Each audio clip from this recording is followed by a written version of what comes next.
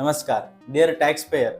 अगर आपने financial year 2024-25 का आईटीआर फाइल किया है और आपकी इनकम 10 लाख से ज़्यादा है तो ये वीडियो एंड तक जरूर देखिए, क्योंकि कुछ सैलरी आईटीआर ऐसे होते हैं जो सिस्टम से बाहर निकल के ऑफिसर खुद मैनुअली चेक करता है। मैनुअली चेक क्या होता है?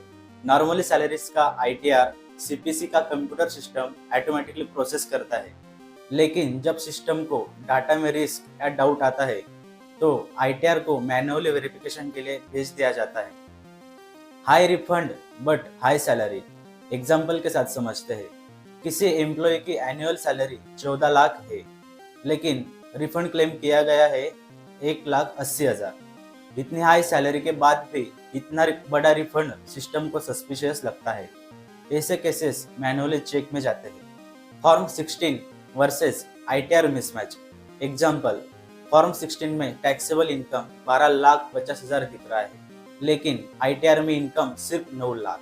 सिस्टम तुरंत फ्लैग करता है, सैलरी कम कैसे हो गई? AIS TIS high value entries.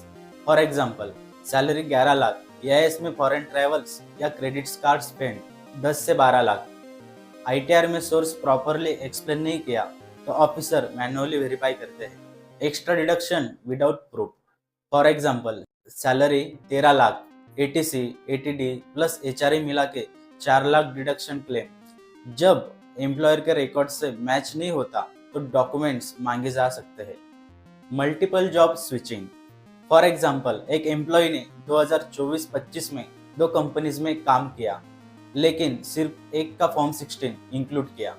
AIS में दोनों सैलरीज दिखती है, इसलिए केस मैन्युअली चेक में चला जाता है। Previous year salary issue history.